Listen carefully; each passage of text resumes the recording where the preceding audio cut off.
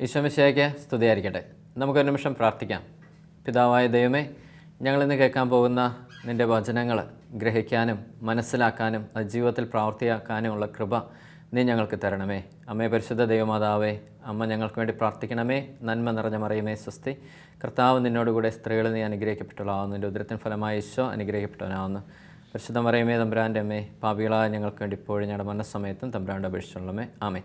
മത്തായിയുടെ സുവിശേഷം 7-ാം അധ്യായം 7-ാം വചനത്തിൽ ഇങ്ങനെ പറയുന്നു: ചോദിക്കുവിൻ നിങ്ങൾക്ക് ലഭിക്കും, അന്വേഷിക്കുവിൻ നിങ്ങൾ കണ്ടെത്തും, മുട്ടുവിൻ നിങ്ങൾക്ക് തുറന്നു കിട്ടപ്പെടും. ചോദിക്കുന്ന ഏവനും ലഭിക്കുന്നു, അന്വേഷിക്കുന്നവൻ അത് കണ്ടെത്തുന്നു, മുട്ടുന്നവന് തുറന്നു കിട്ടുകയും ചെയ്യുന്നു. ചോദിക്കുന്ന ഏവനും ലഭിക്കുന്നു, അന്വേഷിക്കുന്നവൻ കണ്ടെത്തുന്നു, മുട്ടുന്നവന് തുറന്നു കിട്ടുകയും ചെയ്യുന്നു. ഈ ഒരു കാലഘട്ടത്തിൽ നമുക്കൊത്തിരി വളരെ പ്രാധാന്യപ്പെട്ട ഒരു വചനമാണിത്. ചോദിപ്പിൻ നിങ്ങൾക്ക് ലഭിക്കും, അന്വേഷിപ്പിൻ നിങ്ങൾ കണ്ടെത്തും, മുട്ടുവിൻ നിങ്ങൾക്ക് തുറന്നു കിട്ടപ്പെടും. അപ്പോൾ നമ്മളിത് കേൾക്കുമ്പോൾ ഒരു കാര്യം നമ്മൾ മനസ്സിലാക്കണം. ചോദിക്കിൻ നിങ്ങൾക്ക് ലഭിക്കും. എന്ത് ചോദിക്കണം? അന്വേഷിപ്പിൻ നിങ്ങൾ കണ്ടെത്തും. എവിടെ ചെന്ന് അന്വേഷിക്കണം? മുട്ടുവിൻ നിങ്ങൾക്ക് തുറന്നു കിട്ടപ്പെടും. എവിടെ ചെന്ന് മുട്ടണം? ഇത് വളരെ ഇമ്പോർട്ടൻ്റ് ആയിട്ടുള്ളൊരു കാര്യമാണ്. എന്തെങ്കിലും ചോദിച്ചാൽ നമുക്ക് ലഭിക്കത്തില്ല. നമ്മുടെ ജീവിതത്തിന് അനിവാര്യമായ കാര്യങ്ങൾ ചോദിക്കുമ്പോഴേ നമുക്കത് ലഭിക്കത്തുള്ളൂ. അത് നമ്മൾ എവിടെ ചെന്ന് അന്വേഷിക്കണം, അതൊരു ഫാക്റ്റാണ്. ഇനി അങ്ങനെ അന്വേഷിച്ചിറങ്ങുമ്പോൾ ഏതൊക്കെ വാതിലിൽ ചെന്ന് നമുക്ക് മുട്ടണം? അതിനുശേഷം കർത്താവ് പറയുകയാണ്, ചോദിക്കുന്ന ഏവനും ലഭിക്കുന്നു. കാരണം നമ്മുടെ ജീവിതത്തിന് ആവശ്യമായ കാര്യങ്ങൾ, നമ്മുടെ ഒരു അനിവാര്യമായ കാര്യങ്ങൾ നമുക്ക് ചോദിക്കുന്ന ഏവനും അത് ലഭിക്കുന്നു. അത് അന്വേഷിച്ചിറങ്ങുന്നവൻ അത് കണ്ടെത്തും, അത് മുട്ടുന്നവന് തുറന്നു കിട്ടപ്പെടും. അപ്പോൾ കർത്താവ് നമുക്ക് കൃപ തരുന്നത് ഇത് ചോദിക്കാനായിട്ട്, നമുക്ക് വേണ്ടത് ചോദിക്കാനായിട്ട്, വേണ്ടത് അന്വേഷിച്ചിറങ്ങാനായിട്ട്, വേണ്ടിടത്ത് ചെന്ന് മുട്ടാനായിട്ട്. ഉദാഹരണം, ഞാനിപ്പോൾ പലപ്പോഴും ഇങ്ങനെയൊക്കെ പറഞ്ഞു കേട്ടിട്ടുണ്ട്. പല കുടുംബത്തിലും എന്ത് വന്നാലും അനുഭവിക്കുക, അങ്ങനെ ഒരു ചൊല്ല് പോലെ തന്നെ ആയിട്ടുണ്ട്. എന്ത് വന്നാലും നീ ജീവിതത്തിൽ അനുഭവിച്ചോ? എൻ്റെ പ്രിയ സഹോദരങ്ങളെ, എന്ത് വന്നാലും അനുഭവിക്കാൻ വേണ്ടി അല്ല യേശു നമുക്ക് വേണ്ടി കുരിശിൽ മരിച്ചത്. എന്ത് വന്നാലും നമ്മളങ്ങ് അനുഭവിക്കാനാണെങ്കിൽ കർത്താവിന് നമുക്ക് വേണ്ടി കുരിശിൽ മരിക്കേണ്ട ആവശ്യം എന്തായിരിക്കണത്?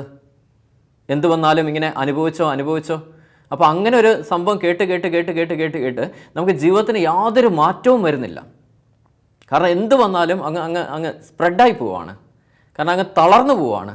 ഒരു ചെറിയൊരു കടബാധ്യത വന്നാൽ, ഒരു രോഗത്തിൻ്റെ അവസ്ഥ വന്നാൽ, അല്ലെങ്കിൽ എന്തെങ്കിലും ഒരു ബുദ്ധിമുട്ട് വന്നു കഴിഞ്ഞാൽ നമുക്ക് പിടുത്തം കിട്ടുന്നില്ല. എന്താ ചെയ്യേണ്ടത്? ഒരു ക്രൈസിസ് വന്നാൽ, അല്ലെങ്കിൽ ഒരു പാൻഡമിക് സിറ്റുവേഷൻ വന്നാൽ നമുക്ക് മറികടക്കാൻ പറ്റുന്നില്ല. നമുക്ക് ആകെ അങ്ങ് ഫ്രസ്ട്രേറ്റഡ് ആയി പോവാണ്. അപ്പം നമുക്ക് ഈ ഒരു കാലഘട്ടത്തിൽ ശരിക്കും ആവശ്യം എന്താണെന്ന് ചോദിച്ചു കഴിഞ്ഞാൽ, ഇപ്പം നമ്മുടെ ശരീരം എടുത്തുകൊള്ളുക. ശരീരത്തിന് ഹാർട്ടുണ്ട്, കണ്ണുണ്ട്, അല്ലേ, നാവുണ്ട്, ചെവിയുണ്ട്, തലച്ചോറുണ്ട്, കൈയുണ്ട്, കാലുണ്ട്, സ്കിന്നുണ്ട്, കരളുണ്ട്, കുടലുണ്ട്. അങ്ങനെ ഓരോ ഓർഗൻസ് നമ്മുടെ ശരീരത്തിൽ ഉണ്ടല്ലോ, മനുഷ്യൻ്റെ ശരീരത്തിൽ. ഇനി നമ്മുടെ ഹാർട്ടിനൊരു കംപ്ലൈൻറ്റ് വന്നു.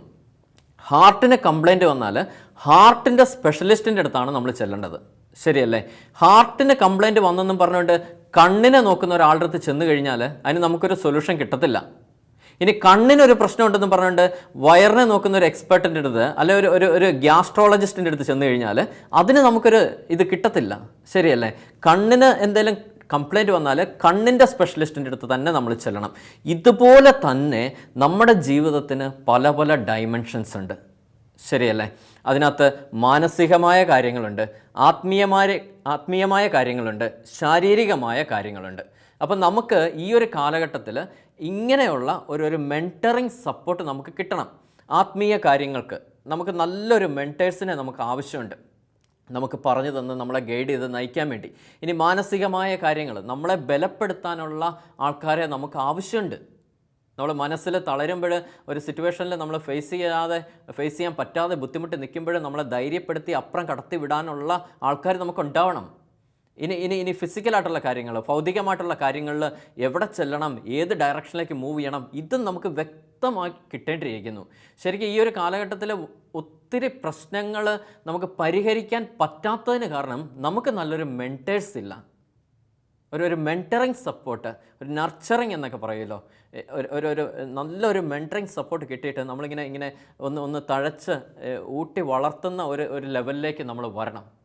ഇപ്പം എൻ്റെയൊക്കെ ജീവിതത്തിൽ എനിക്ക് ദൈവം തന്ന ഏറ്റവും വലിയൊരു അനുഗ്രഹം അതാണ്. ഏത് മേഖല എടുത്താലും നേരത്തെ ഞാൻ പറഞ്ഞില്ല, ഇങ്ങനെ നമ്മുടെ ഓരോ ഓർഗൻസിൻ്റെ കാര്യം പറഞ്ഞ പോലെ തന്നെയാണ് നമ്മുടെ ജീവിതത്തിൻ്റെ പല പല കാര്യങ്ങൾ.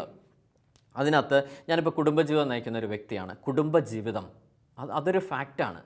ഭാര്യ ഭർത്താക്കന്മാർ തമ്മിലുള്ള പ്രശ്നങ്ങൾ അതൊരു മേഖലയാണ്. ഇനി അത് കഴിഞ്ഞിട്ട് ഞാൻ 3 പിള്ളേരുടെ അപ്പനാണ്. ഒരു പേരൻറ്റിങ് അവിടെ വരുന്നുണ്ട്. ഇനി കുടുംബത്തിൻ്റേതായിട്ടുള്ള ഉത്തരവാദിത്വങ്ങൾ അവിടെ വരുന്നുണ്ട്. ജോലി മേഖല അടുത്തൊരു ഫാക്റ്റ് വരുന്നുണ്ട് നമുക്ക്. ഇനി സാമ്പത്തികമായിട്ടുള്ള മേഖല അടുത്ത വിഷയങ്ങൾ വരുന്നുണ്ട്. ആരോഗ്യപരമായിട്ടുള്ള മേഖല, നമ്മുടെ ശരീരത്തിൻ്റെ അവസ്ഥ, ഇതെല്ലാം അടുത്ത ഏരിയ വരുന്നുണ്ട്. സഹോദരന്മാരുമായിട്ടുള്ള റിലേഷൻസ്, പേരൻസുമായിട്ടുള്ള റിലേഷൻസ്, നാട്ടുകാരുമായിട്ടുള്ള ബന്ധങ്ങൾ, ഇങ്ങനെ പലവിധ കാര്യങ്ങൾ നമ്മുടെ ജീവിതത്തിൽ തന്നെ വരുന്നുണ്ട്. ഇനി ജോലിയുമായിട്ട് ബന്ധപ്പെട്ട് വരുമ്പോഴോ നമ്മുടെ പ്രൊഫഷൻ്റെ കാര്യങ്ങൾ, നമ്മുടെ അപ്ഗ്രഡേഷൻ്റെ കാര്യങ്ങൾ, നമ്മുടെ ഓഫീസിൻ്റെ കാര്യങ്ങൾ, അവിടുത്തെ വിഷയങ്ങൾ, ഇങ്ങനെ പറഞ്ഞിട്ട് അവിടെ കുറച്ച് കാര്യങ്ങൾ എല്ലാം നമുക്ക് വരുന്നുണ്ട്. ഇനി നമ്മുടെ ഫ്രണ്ട് സർക്കിൾ, സമൂഹത്തിൽ എത്തിക്കഴിഞ്ഞാൽ സാമൂഹികമായ വിഷയങ്ങൾ, കാര്യങ്ങളെല്ലാം നമുക്കുണ്ട്. അതുപോലെ തന്നെ ആത്മീയ മേഖലയിലേക്ക് വരുമ്പോഴത്തേക്ക് പ്രാർത്ഥനയുടെ കാര്യങ്ങൾ, ശുശ്രൂഷയുടെ കാര്യങ്ങൾ, നമ്മുടെ മിഷൻ്റെ കാര്യങ്ങൾ, എല്ലാ കാര്യങ്ങളും വരുന്നുണ്ട്. ഇത് ഓരോ സെഗ്മെൻ്റായിട്ടൊന്ന് എടുത്തു നോക്കുമ്പോൾ നമ്മുടെ ഓരോ ഓർഗൻസ് പോലെയാണ്. ഹാർട്ട്, കണ്ണ്, ചെവി, അല്ലേ? കാരണം ഈ ക്രിസ്തുവാകുന്ന ശരീരത്തിലെ ഓരോ അവയവങ്ങളാണെന്നാണ് നമ്മൾ പറയണത്. അപ്പോൾ അതുപോലെ തന്നെ നമ്മുടെ ഹാർട്ട് എന്ന് പറഞ്ഞാൽ അവിടെ പ്രാർത്ഥനകൾ ഉയരേണ്ട സ്ഥലമാണ്, ചിന്തകൾ വിശദീകരിക്കപ്പെടേണ്ട സ്ഥലമാണ്. നമുക്ക് കണ്ണ്, നല്ലൊരു കാഴ്ചപ്പാടുണ്ടാവണം, അതും ഒരു ഓർഗനാണ്. അതുപോലെ നമ്മൾ കൈകൊണ്ടാണ് നമ്മൾ അധ്വാനിക്കുന്നത്, അത് ജോലി മേഖല, അത് വേറൊരു ഏരിയയാണ്. നമ്മുടെ ചിന്താഗതികൾ, നമ്മുടെ ആറ്റിറ്റ്യൂഡ്സ്, ഇതെല്ലാം രൂപപ്പെടുന്നത് നമ്മുടെ തന്നെ ഒരു ന്യൂറോ സിസ്റ്റത്തിൻ്റെ ഫലമാണല്ലോ. അപ്പോൾ നമ്മുടെ ചിന്താഗതികൾ, നമ്മുടെ ഓരോ പ്രവർത്തനങ്ങൾ, ഇതെല്ലാം ഓരോ മേഖലകളാണല്ലോ. അപ്പോൾ ഈ ഓരോ മേഖലയ്ക്കും ഓരോ സ്പെഷ്യലിസ്റ്റിനെ നമ്മൾ അന്വേഷിച്ച് കണ്ടെത്തേണ്ടിയിരിക്കുന്നു. അത് അന്വേഷിച്ചാലേ കിട്ടത്തുള്ളൂ. കർത്താവ് പറയുകയാണ്, നീ അന്വേഷിക്ക്, നിനക്ക് കിട്ടും. അന്വേഷിക്കണോ വേണ്ടയോ, ഇതെൻ്റെ തീരുമാനമാണ്. കാരണം ആ തീരുമാനത്തിനകത്ത് കർത്താവിനൊന്നും ചെയ്യാൻ പറ്റത്തില്ല. കാരണം എന്താണെന്ന് വെച്ചാൽ എന്നെ സ്വതന്ത്രനായിട്ട് അവൻ സൃഷ്ടിച്ചേക്കുന്നത്. ഒരു സ്വാതന്ത്ര്യം എനിക്ക് തന്നതുകൊണ്ട്, ആ ഒരു ഫ്രീഡം എനിക്ക് തന്നിരിക്കുന്നത് കൊണ്ട് ഞാൻ അന്വേഷിച്ചാൽ തരും, അന്വേഷിച്ചില്ല അവൻ തരത്തില്ല. ഈ കർത്താവ് വലിഞ്ഞു കയറി വന്ന് ഒന്നും ഇട്ട് തരത്തില്ല. നമ്മൾ ചോദിച്ചാലേ നമുക്ക് ലഭിക്കത്തുള്ളൂ, അന്വേഷിച്ചാലേ നമ്മൾ കണ്ടെത്തത്തുള്ളൂ, മുട്ടിയാലേ നമുക്ക് തുറന്നു കിട്ടപ്പെടത്തുള്ളൂ. ഞാൻ ഓർക്കുന്നുണ്ട് എൻ്റെ BTech ഒക്കെ കഴിഞ്ഞ കാലഘട്ടം. BTech ഒക്കെ കഴിഞ്ഞിട്ട് അന്ന് എൻ്റെ ഫാദറിന് വലിയൊരു ആക്സിഡൻ്റായി. ഞാൻ BTech 3rd year പഠിക്കുമ്പോൾ. അപ്പോൾ എനിക്ക് പഠനം പോലും പൂർത്തീകരിക്കപ്പെടാൻ പറ്റും എന്ന് തോന്നിയ ഒരു സിറ്റുവേഷനിൽ അല്ലായിരുന്നു. കാരണം ആകെ സാമ്പത്തികമായിട്ട് ഭയങ്കര ബുദ്ധിമുട്ട്. പപ്പയുടെ നട്ടെല്ലൊക്കെ 8 കണ്ണി പൊട്ടി, അതിനെ കഴുത്തിന് താഴോട്ട് തളർന്ന് കിടന്ന കിടപ്പിലങ്ങ് കിടന്നുപോയി. അപ്പോൾ ഒരു വർഷം എൻ്റെ പഠിത്തം പോലും ബാലൻസ് ഉണ്ടായിരുന്നു. അപ്പോൾ അതൊക്കെ എങ്ങനെ കഴിഞ്ഞു എന്ന് ചോദിച്ചാൽ കർത്താവിൻ്റെ വലിയ കരുണയും സ്നേഹവും ആശ്രയത്വവും എല്ലാം കൊണ്ടാണ് ആ വിദ്യാഭ്യാസം എല്ലാം കംപ്ലീറ്റ് ചെയ്യാൻ പറ്റിയത്.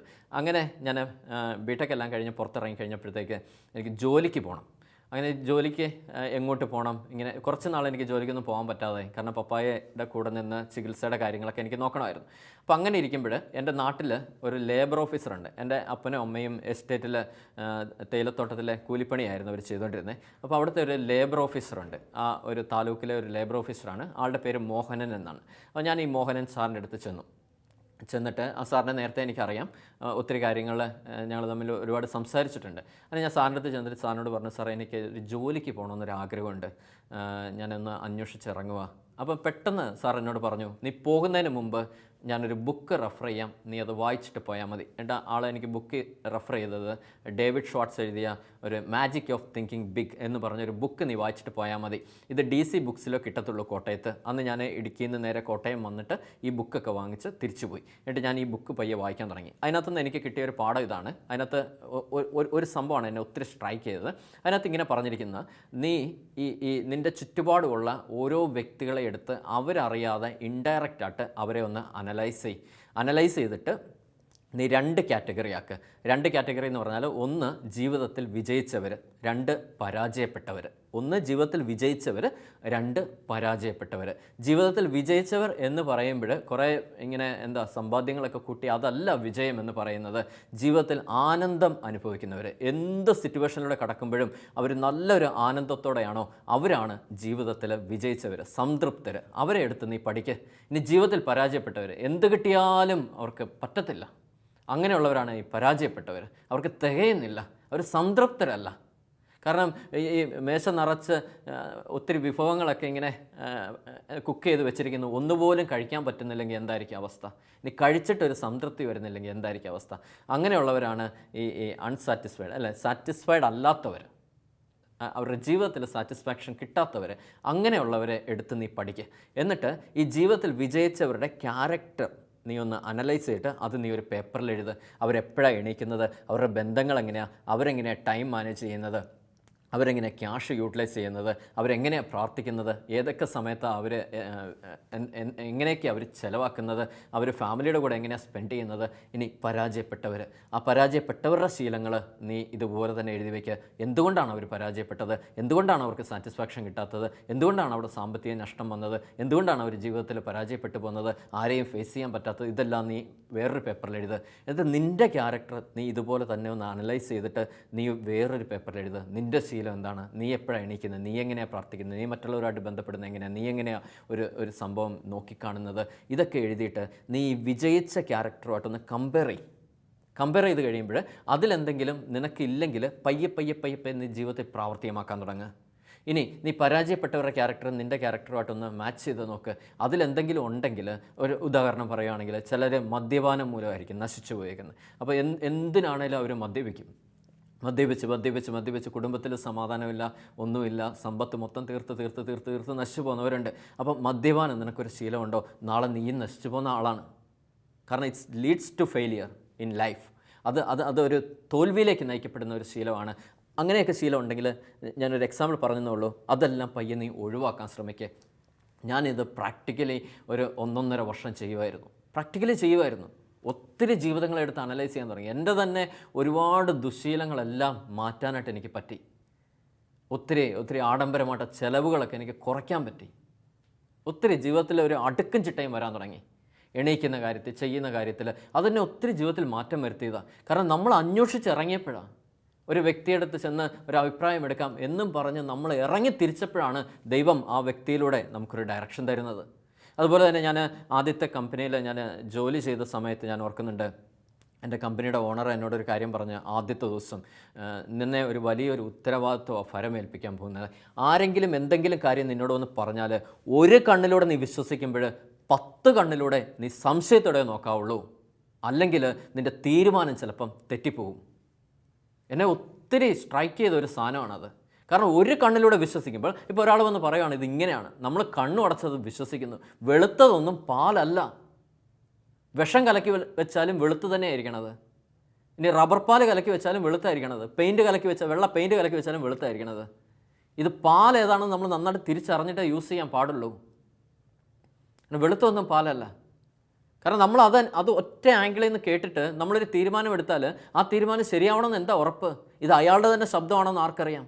ഞാൻ ഇങ്ങനെ വൈഡായിട്ട് ചിന്തിക്കാൻ തുടങ്ങി, ഇതെന്താ ഈ മനുഷ്യൻ ഇങ്ങനെ പറഞ്ഞത്, ഈ പറഞ്ഞതിനുള്ള റീസൺ എന്താണ്? ഇത് ആരെങ്കിലും പറഞ്ഞിട്ടാണോ ഈ വ്യക്തി ഇങ്ങനെ പറയണത്, അല്ലെങ്കിൽ ഈ വ്യക്തിയുടെ തന്നെ ശബ്ദമാണോ, ഇത് വേറെ ആരുടെയെങ്കിലും പറഞ്ഞിട്ട് ഇയാൾ വന്ന് പറയുവാണോ? അങ്ങനെയാണെങ്കിൽ അത് മറ്റേ ആളുടെ ശബ്ദമല്ലേ, ഇയാളുടെ നാവിലൂടെ വരുന്നതല്ലേ ഉള്ളൂ. ഇങ്ങനെ ഒരു ബ്രോഡായിട്ട് അങ്ങ് ചിന്തിക്കാൻ തുടങ്ങി. അങ്ങനെ ചിന്തിച്ച് കഴിയുമ്പോഴത്തേക്ക് നമുക്ക് ഏകദേശമൊക്കെ ഒന്ന് മനസ്സിലാകാൻ തുടങ്ങി, ഇത് എവിടുന്നാണ് വന്നിരിക്കുന്നത്, അല്ലെങ്കിൽ ഇങ്ങനെ പറയുന്നതുകൊണ്ട് ഈ വ്യക്തിക്ക് എന്തെങ്കിലും പ്രയോജനമുണ്ടോ, ഇനി എന്നെ വല്ലതും മുതലാക്കാനാണോ ഇത് പറയുന്നത്? അങ്ങനെയും വരാമല്ലോ, നമ്മളെ യൂസ് ചെയ്യാൻ നമ്മൾ വിട്ടുകൊടുക്കരുതല്ലോ. അപ്പം അങ്ങനെയൊക്കെ ഒന്ന് അനലൈസ് ചെയ്യാൻ തുടങ്ങിക്കഴിഞ്ഞപ്പോൾ നമുക്ക് എന്ത് തീരുമാനം എടുക്കണം അത് വ്യക്തമായിട്ട് ഇങ്ങനെ കത്താൻ തുടങ്ങി തലയ്ക്കകത്ത്.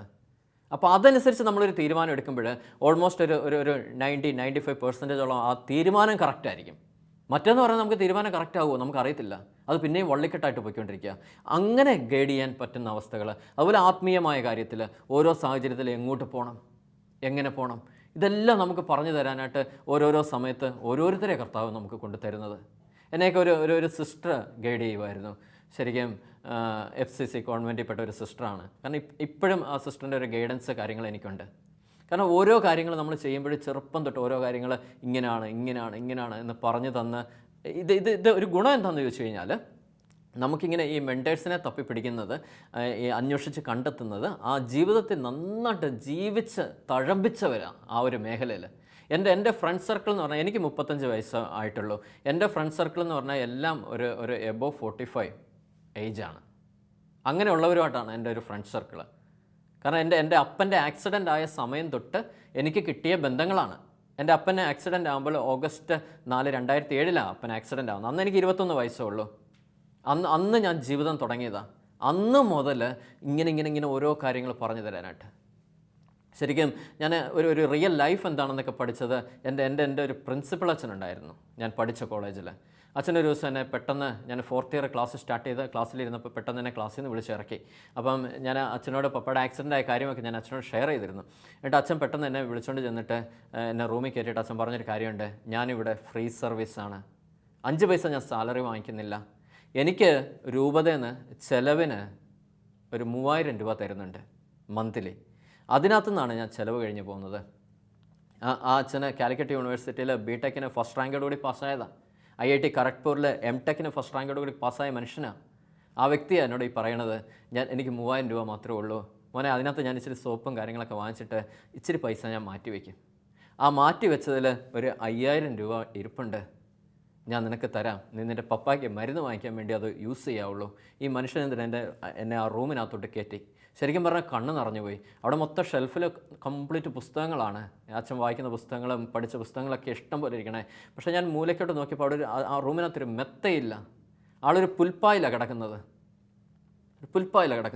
എന്നിട്ട് ഒരു ചെറിയൊരു പെട്ടിക്കകത്തുനിന്ന് തുറന്നിട്ട് അതിനകത്ത് ഒരു 1-2 ഷർട്ടുണ്ട്, ഒരു ലോഹയുണ്ട്, ഒരു ബൈബിളുണ്ട്, അതിനിടയ്ക്കുന്ന് ഈ മനുഷ്യനൊരു 5000 രൂപ എടുത്ത് എൻ്റെ കയ്യിലോട്ട് തരുക. ഒരു ജീവിതത്തേക്ക് മാറി ചിന്തിപ്പിക്കാൻ തുടങ്ങുന്ന സമയം.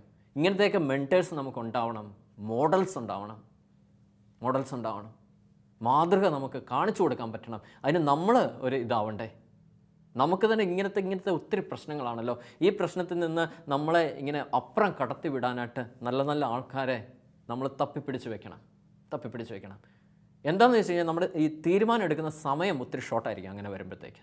കാരണം ഇപ്പോൾ ഒരു പ്രശ്നം ഉണ്ടായി, ഇപ്പോൾ സാമ്പത്തികമായിട്ടൊരു പ്രശ്നം ഉണ്ടായി എന്നിരിക്കട്ടെ, ഇപ്പോൾ ഒരു കടബാധ്യതയുണ്ടായി. അപ്പോൾ ഈ കടബാധ്യത ഉണ്ടായി കഴിയുമ്പോൾ ഈ ഫിനാൻസുമായിട്ട് ബന്ധപ്പെട്ട് നിൽക്കുന്ന ആരെങ്കിലുമൊക്കെ നമുക്ക് കണക്ഷനിലുണ്ടെങ്കിൽ അവരുമായിട്ട് നമ്മളൊരു സജഷൻ ചോദിച്ചു കഴിയുമ്പോൾ അവർ പറയും, മോനെ ഈ കടബാധ്യത വീട്ടാനായിട്ട് ഇന്ന മാർഗ്ഗങ്ങളുണ്ട്, അപ്പം നീ ഇന്ന സ്റ്റെപ്സ് വയ്ക്ക്. അല്ലെങ്കിൽ നമുക്ക് ചിലപ്പം ഒത്തിരി അനാവശ്യമായ ചിലവുകൾ നമുക്ക് ഒരുപാടുണ്ടാവും, അതൊക്കെ നീ പയ്യെ ഒന്ന് കട്ട് ചെയ്യുമ്പോൾ നിനക്ക് ഇത്ര രൂപ മാറ്റം ബാക്കി വെക്കാൻ പറ്റും. അപ്പം ഒരു മാസം ഇത്ര രൂപ മാറ്റം വെച്ച് കഴിഞ്ഞാൽ ഒരു വർഷം നിനക്ക് ഇത്ര രൂപ മാറ്റം വെച്ച് ഈ കടത്തിൽ ഇത്രയും ഭാഗം നിനക്ക് തീർക്കാൻ പറ്റും. ഇങ്ങനെ പറഞ്ഞു തന്നിട്ട് ഇനി വേണമെങ്കിൽ നീ ചെയ്തു, ഇതൊക്കെ ഇങ്ങനെ ചെയ്ത് കഴിഞ്ഞാൽ ഇന്ന അഡ്വാൻറ്റേജ് ഉണ്ട്, അതിന് ഇന്ന പ്രശ്നങ്ങളുണ്ട്, ഇങ്ങനെ ചെയ്ത് കഴിഞ്ഞാൽ ഇന്ന പ്രശ്നങ്ങളുണ്ട്, ഇന്ന അഡ്വാൻറ്റേജ് ഉണ്ട്. ഇത് അവർ നന്നായിട്ട് പറഞ്ഞു തരും. എന്നിട്ട് പിന്നെ നമ്മളെക്കൊണ്ട് തന്നെ അവർ തീരുമാനം എടുപ്പിക്കും. ഒരു സെൽഫ് ഡിസിഷൻ മേക്കിംഗ് എബിലിറ്റിയിലേക്ക് നമ്മളെ കൊണ്ടുവരും. അങ്ങനെ കൊണ്ടുവരണം. അല്ലെങ്കിൽ പിന്നെ അവർ പറഞ്ഞ അനുസരിച്ച് ചെയ്തിട്ട് വള്ളിക്കെട്ടായെന്നും പറഞ്ഞ് ഞാൻ അവരുടെ തലക്കിടും ലാസ്റ്റ്. കാരണം ഇതെല്ലാം നമ്മുടെ പ്രശ്നങ്ങൾ തന്നെയാണ്.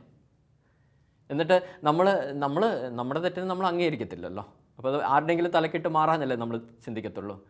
അപ്പം ഇങ്ങനെ കിട്ടുന്ന ഈ മെൻറ്റേഴ്സിൻ്റെ ഒരു ഗുണം എന്നാന്ന് വെച്ച് കഴിഞ്ഞാൽ നമ്മളെ അതുപോലെ ഗൈഡ് ചെയ്ത് നമ്മളെക്കൊണ്ട് തന്നെ ഡിസിഷൻ എടുപ്പിച്ച് നമ്മളെക്കൊണ്ട് തന്നെ ആ പ്രോബ്ലം സോൾവ് ചെയ്ത് അപ്പുറം കടത്താനായിട്ട് ദൈവം കൂട്ടിച്ചേർക്കും അവരെ.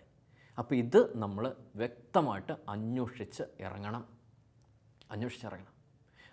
നടന്നേ പറ്റൂ.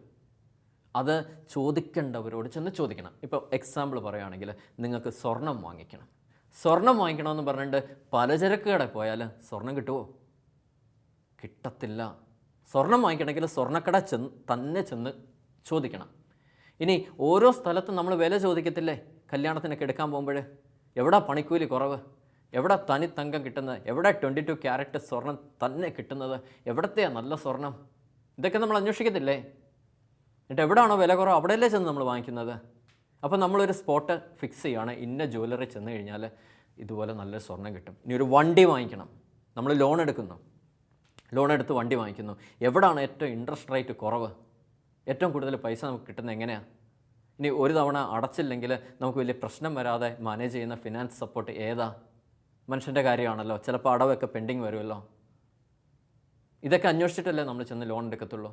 ഇനി ഒരു ഹൗസിംഗ് ലോൺ എടുക്കണം, അങ്ങനെയല്ലേ പോകത്തുള്ളൂ. ഇനി ഒരാളോട് ഒരു കടം ചോദിക്കണം, ആരോടാ ചോദിക്കുന്നത്?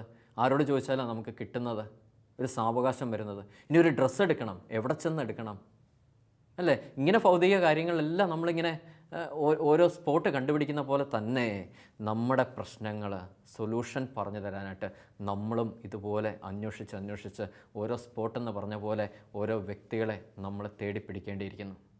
അതാ ഈശോ വചനത്തിലൂടെ വ്യക്തമായിട്ട് പറയുന്നത്, ചോദിക്കുവിൻ നിങ്ങൾക്ക് ലഭിക്കും, അന്വേഷിക്കുവിൻ നിങ്ങൾ കണ്ടെത്തും. അന്വേഷിച്ച് ഇറങ്ങേണ്ട ബാധ്യസ്ഥത എനിക്കുള്ളതാണ്.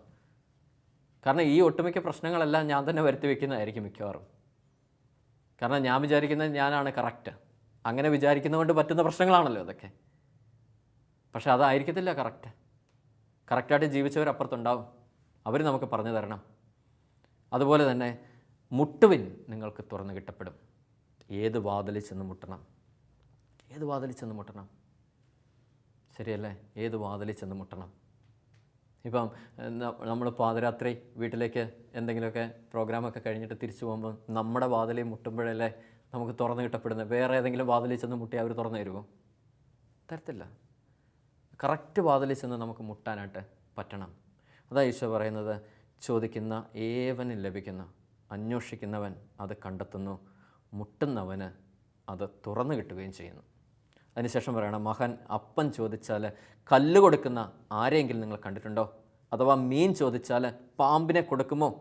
മക്കൾക്ക് നല്ല വസ്തുക്കൾ കൊടുക്കണമെന്ന് ദുഷ്ടരായ നിങ്ങൾ അറിയുന്നുവെങ്കിൽ നിങ്ങളുടെ സ്വർഗസ്ഥനായ പിതാവ് തന്നോട് ചോദിക്കുന്നവർക്ക് എത്രയോ കൂടുതൽ നന്മകൾ നൽകും. തൻ്റെ സ്വർഗസ്ഥനായ പിതാവ് തന്നോട് ചോദിക്കുന്നവർക്ക്, അവിടെയും കർത്താവ് ഒരു കണ്ടീഷൻ എടുക്കുക, തന്നോട് ചോദിക്കുന്നവർക്ക്. ചോദിക്കണോ വേണ്ടയോ നിൻ്റെ തീരുമാനം, നിൻ്റെ തീരുമാനമാണ്, എൻ്റെ തീരുമാനമാണ്. അതിൽ കർത്താവ് ഇടപെടത്തില്ല. ഞാൻ ചോദിച്ചാൽ കർത്താവ് അത് കാണിച്ചു തരും. അതുകൊണ്ട് എൻ്റെ പ്രിയ സഹോദര സഹോദരി, നമ്മൾ കർത്താവിനോട് ചോദിച്ചു തുടങ്ങാം. എൻ്റെ പൊന്നു കർത്താവേ, എൻ്റെ ജീവിതത്തിലെ ഓരോ ഡയമെൻഷനിൽ, എൻ്റെ ജീവിതത്തിലെ ഓരോ പ്രശ്നങ്ങളിൽ ഞാൻ ആരെയാണ് അപ്രോച്ച് ചെയ്യേണ്ടത്? ഞാൻ ആരെയാണ് ചെന്ന് കാണേണ്ടത്?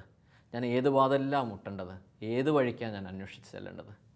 അത് നമുക്ക് വ്യക്തമായിട്ട് മനസ്സിലാക്കി തരുന്ന ആൾക്കാരെ എൻ്റെ പൊന്നു കർത്താവേ, നീ ഞങ്ങൾക്ക് കൂട്ടിച്ചേർക്കണമേ. കാരണം ഈ പ്രതിസന്ധിയൊക്കെ നമുക്ക് മറികടന്നല്ലേ പറ്റത്തുള്ളൂ. അല്ലാതെ ഈ പ്രശ്നത്തിൽ കിടന്നിട്ട് കാര്യമില്ലല്ലോ, ഒരിക്കലും കാര്യമില്ല. ഈ പ്രതിസന്ധി നമുക്ക് മറികടക്കണം.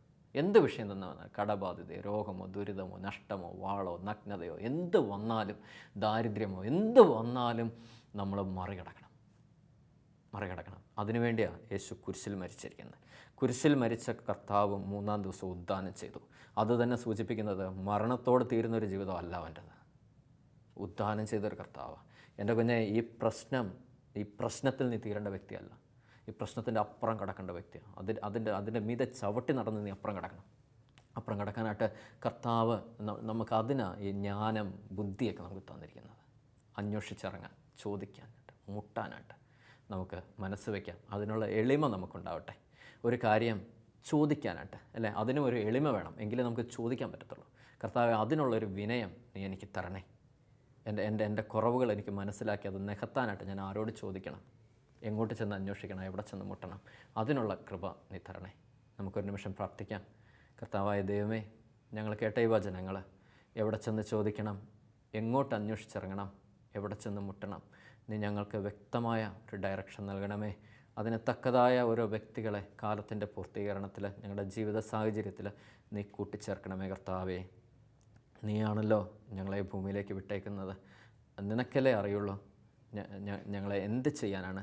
അതനുസരിച്ച് ഞങ്ങൾ നീങ്ങിക്കൊണ്ടിരിക്കുമ്പോൾ ഞങ്ങൾക്ക് തക്കതായ നല്ല നല്ല മെൻറ്റേഴ്സിനെ ഞങ്ങൾക്ക് നൽകി, ഞങ്ങൾക്ക് തക്കതായ നിയന്താവിനെ ഞങ്ങൾക്ക് നൽകി, ഞങ്ങളുടെ ജീവിതയാത്ര സുഖകരമാക്കുവാനായിട്ട് നീ ഞങ്ങളെ സഹായിക്കണമേ. പരിശുദ്ധ അമ്മേ, നീ ഞങ്ങളെ സഹായിക്കണമേ. നന്മ നിറഞ്ഞ മറിയമേ സ്വസ്തി, കർത്താവ് നിന്നോടുകൂടെ സ്ത്രീകളിൽ നീ അനുഗ്രഹിക്കപ്പെട്ടവളാവുന്നു, നിൻ്റെ ഉദരത്തിൻ ഫലമായി ഈശോ അനുഗ്രഹിക്കപ്പെട്ടവനാവുന്നു. പരിശുദ്ധ മറിയമേ, തമ്പുരാൻ്റെ അമ്മേ, പാപികളായ ഞങ്ങൾക്ക് വേണ്ടി ഇപ്പോഴും ഞങ്ങളുടെ മരണസമയത്തും തമ്പുരാൻ്റെ അപേക്ഷിച്ചുള്ളമേ. ആമേൻ.